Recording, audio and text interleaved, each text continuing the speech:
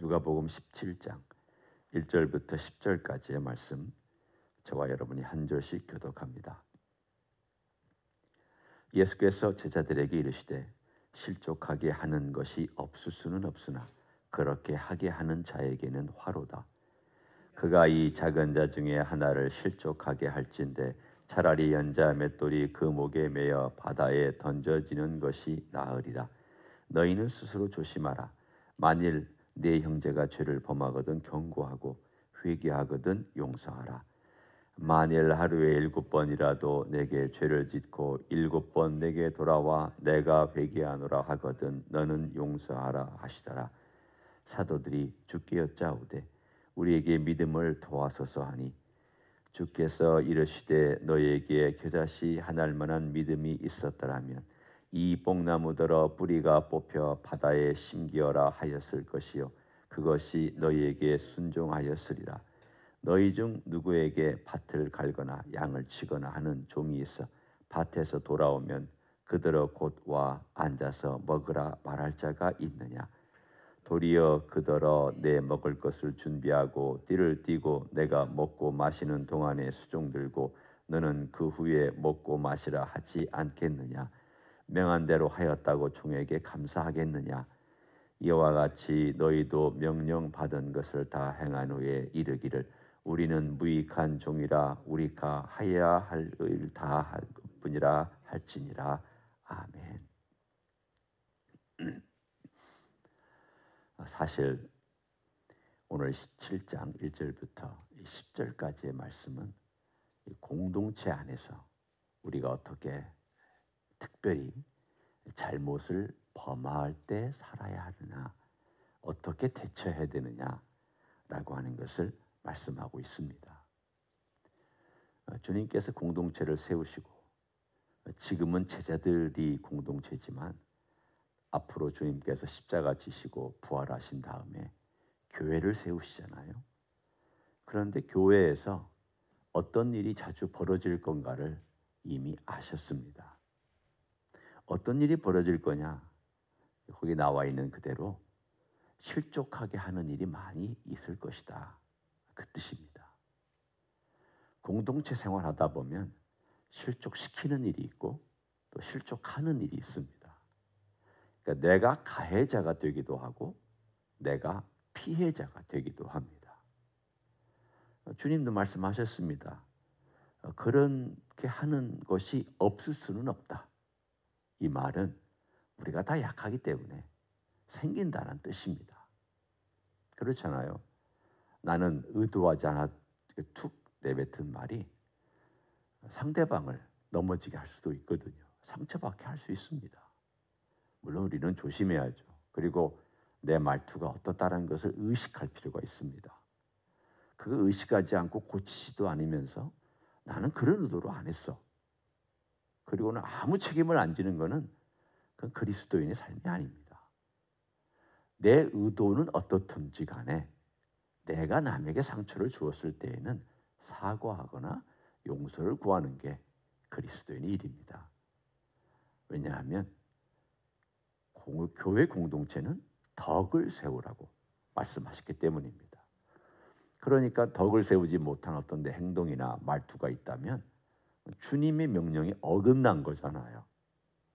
그럼 어긋난 것이기 때문에 주님께서 교회를 그렇게 소중히 여기는데 나는 소중히 여기지 않은 꼴이 된 것이니까 주님께서 기뻐하시지 않겠죠. 그러니까 우리의 초점은 어디에 있냐면 제일 중요한 것은 항상 주님의 초점입니다.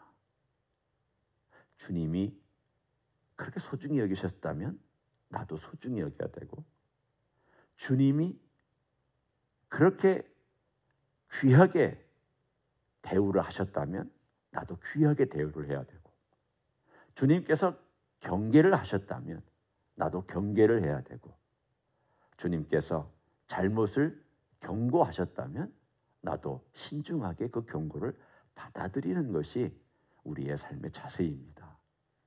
오늘 주님께서 공동체 안에서 일어난 그 일을 경고해 주신 것입니다. 너희가 살다 보면 실족하게 하는 일이 생길 거다.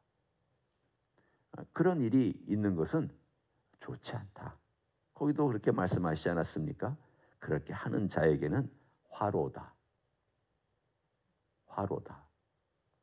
주님께서 이 화라는 단어를 쓰셨을 때는 강할 때 쓰셨습니다. 안 좋다 정도가 아닙니다. 우리는 안 좋다라고만 말하고 싶죠. 그렇잖아요. 여러분이나 저나 그건 안 좋은데요. 목회자도 그건 좋은 자세는 아니죠. 이 정도밖에는 말을 잘 못해요. 주님은 그렇게 말씀하시지 않았어요. 화다 이렇게 말씀하셨습니다. 그 말은 여러 가지 의미가 있습니다. 첫째는 내가 세운 이 공동체를 네가 허물고 있다. 둘째는 그 형제가 상처받은 것은 내 마음을 아프게 한다. 셋째, 네가 그런 행동을 고치지 않는 것도 나를 힘들게 한다. 그런 면에서 화일 뿐만이 아니라 그 결과가 안타까운 결과들이 나타날 거다. 너희가 그걸 빨리 해결하지 않으면, 그걸 빨리 고치지 않으면, 그 문제에 대해서 빨리 대처하지 않으면 화가 미친다. 공동체에도 미치고 그거를 가져온 가해자에게도 미치고 그것을 받은 피해자도 어려운 일을 당할 수 있다. 주님께서는 이미 1절에 여러 가지 의미를 다 담아서 그렇게 말씀하셨습니다. 그리고는 추가로 이렇게 말씀하시죠. 이 작은 자 중에 하나를 실족하게 할진대 차라리 연자 맷돌이 그 목에 매어 바다에 던져지는 것이 나으리라. 이 말씀하셨을 때에는 연자 맷돌 메고 바다에 빠져라 그 말씀을 하시려고 하는 게 아니죠. 이만큼 신중하게, 이만큼 어렵게, 이만큼 진중하게 이 문제를 해결하려고 하고 바라보라는 뜻입니다. 우리는 이것에 대해서 주님의 마음을 가지고 볼 필요가 있습니다. 내가 누군가를 말로써 상처를 줬다면 그 죄는 연자 맷돌을 목에 메고 큰 연자 맷돌이죠. 바다에 빠져서 네 시체라도 떠오르지 않게 할 만큼 심각하게 생각할 줄 알아야 한다. 우리의 삶 속에서 이게 참 얼마나 중요한 메시지입니까? 교회 공동체 생활하다가 보면은 내 마음에 안 든다고 툭 하고 정죄하기 쉽고요. 심지어는 옳은 의견이라 할지라도 그것 때문에 정죄하기 쉽습니다. 그러면 우리는 이렇게 얘기하겠죠. 저 사람은 성질이 나빠서 그래. 그건 그렇다고 치고 나는 옳아. 내 의견이 옳아. 그러니까 내 의견을 이렇게 얘기하는 건 내가 문제가 없어 라고 말하는 그것도 네 태도가 교만하면 네 옳은 것은 다 썩은 그야말로 썩고 있는 그릇에 담고 있는 거다. 네 내용이 아무리 좋은들 네가 썩어 있는 그릇에 담으면 그 내용물을 누가 먹을 수 있겠느냐. 오늘 주님은 작은 자 중에 하나, 이 공동체 속에 있는 작은 자, 누가 작은 자일까요?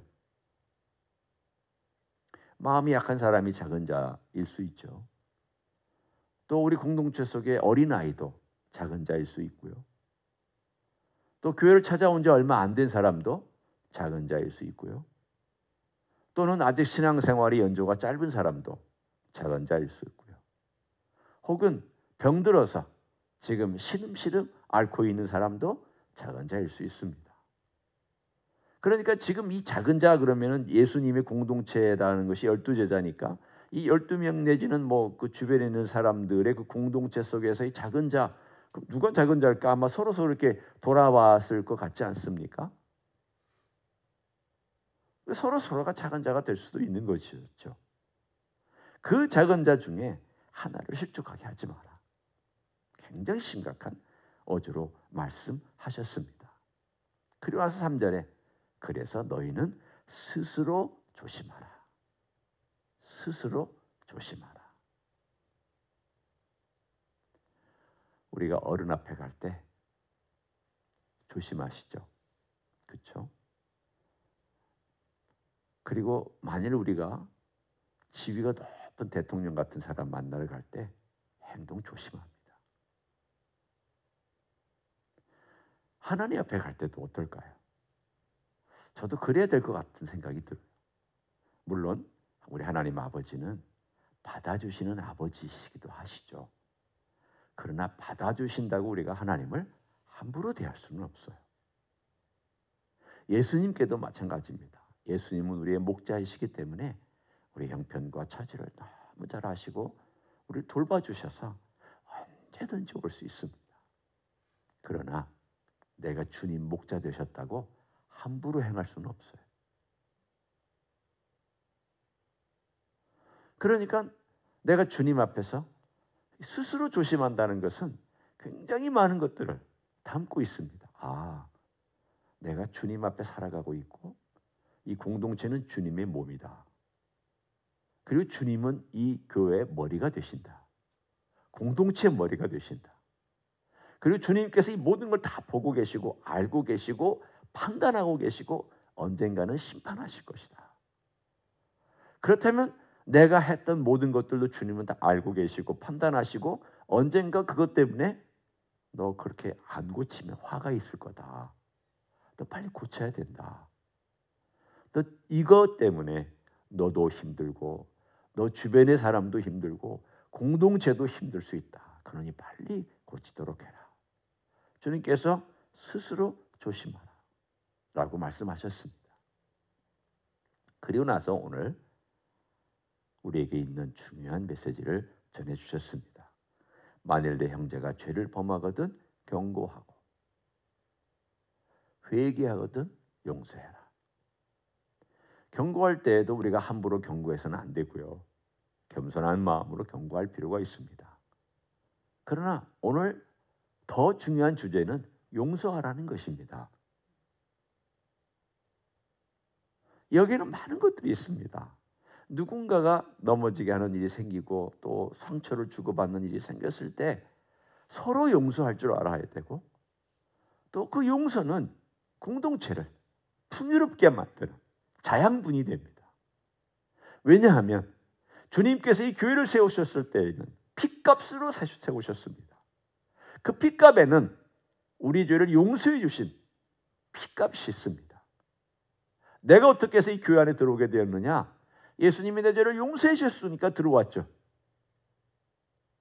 주님의 핏값 때문에 들어왔죠. 그래서 용서는 기본입니다. 교회 공동체에 깔려있는 것은 용서는 항상 깔려 있습니다. 만일 용서가 없다면 교회 아닙니다. 서로 용서하는 게 없다면 그거는 그냥 세상 공동체지 교회 공동체는 아닙니다. 주님의 용서가 기본으로 깔려 있는데 내가 용서를 안 한다. 말이 안 되는 거죠. 그래서 주님 말씀하신 내용입니다. 너는 용서하라.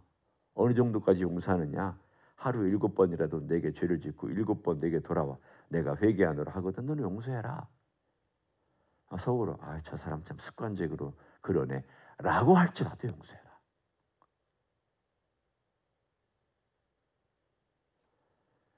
그건 그 사람 몫입니다. 그 사람이 진짜 그 용서를 받아들이든 고치든 안 고치든 그건 그 사람 몫이고 일단 내가 피해를 입고 그 사람이 가해를 행하여서 용서해달라고 그러면 너는 용서해라. 그건 네 할 일이고 그 사람이 할 일은 그 사람이 할 일이고 그 다음에 이 모든 것들은 내가 판단한다. 네가 판단하지 마라. 어떨 때는 그럴 때가 있죠. 용서 안 하는 사람도 용서하자니 참 힘들고 그렇죠? 전혀 자기가 잘못한 것을 인정하지 않는 사람을 용서해 주자니 그렇다고 찾아가서 용서합니다. 그럴 수도 없고 그럴 때는 주님 앞에서 주님 제가 상처는 받았지만 저 사람을 용서합니다. 그럴 수밖에 또 없고 다양한 상황들 정말 복잡하죠. 용서 하나만 생각하더라도 굉장히 복잡하지만 그러나 용서할 줄 아는 것 이것이 바로 주님을 제대로 아는 사람의 삶의 모습입니다. 근데 이게 어려워요.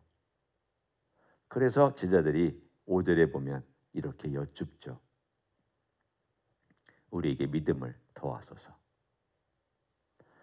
그러니까 17장 1절부터 4절까지 이야기가 너무 어렵다라는 것을 제자들도 압니다. 이론적으로는 쉽지만 경험적으로 어렵습니다.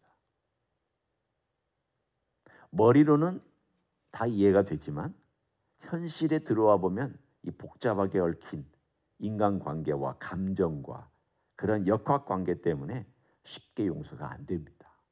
또 감정은 또 끌어오르기 마련이에요. 용서한다고 한 것 같은데 감정으로 보면은 용서가 안 돼 있어요. 왜냐하면 또 막 화가 나고 그 사람만 생각하면 막 어려움이 있으니까 다시 또 앙금이 올라온 거죠. 용서가 다 해결되는 것이 아니라는 뜻이기도 해요. 쉬운 문제가 아니니까 사도들이 믿음을 더해 주십시오. 믿음이 좀 더 있어야 하지 않겠습니까? 그랬더니 주님께서 오히려 반론을 제기하셨습니다. 그렇지 않다. 믿음을 더하기 때문에 용서하는 게 아니라 너희가 믿음이 있으면 용서할 수 있다. 이 뜻입니다. 어느 정도? 조그마한 겨자씨만한 믿음이 있어도 더 용서할 수 있어. 네가 나를 신뢰한다면, 네가 나를 의지한다면, 네가 나를 이만큼이라도 의지한다면, 겨자씨 얘기합니다. 이만큼이라도 의지하고 있다면 너 용서 실천할 거야.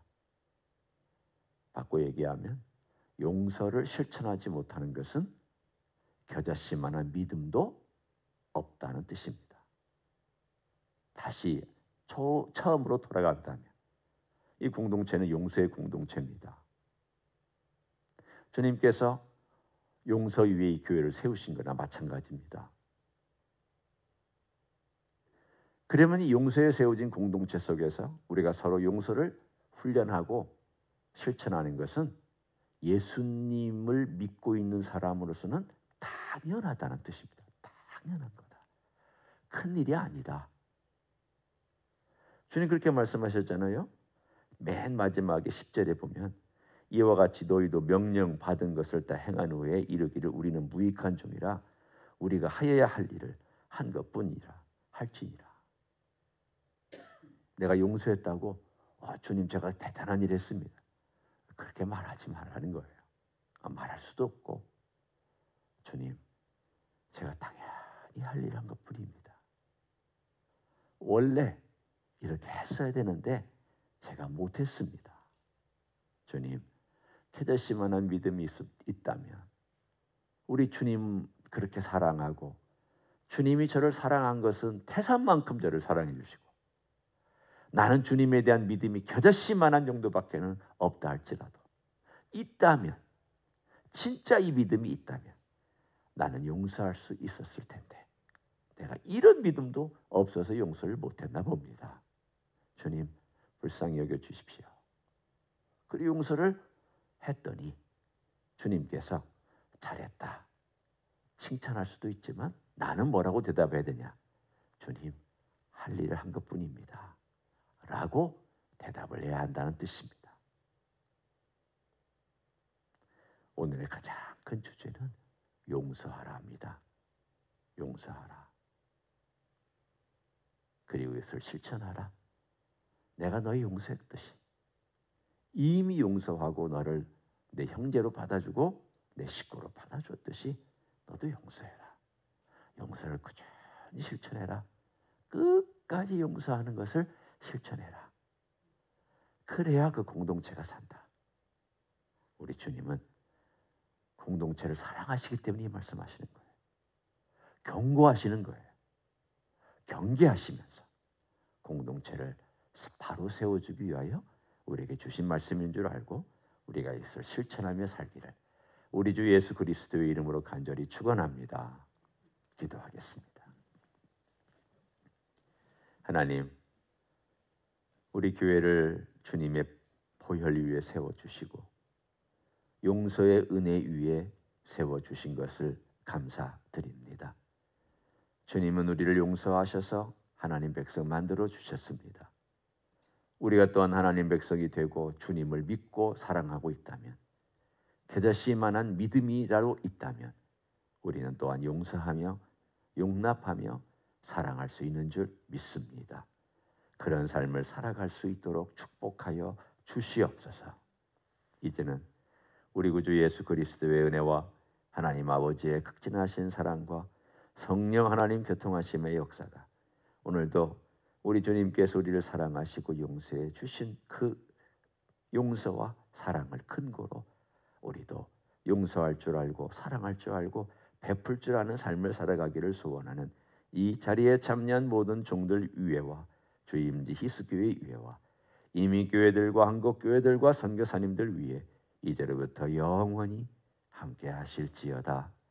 아멘.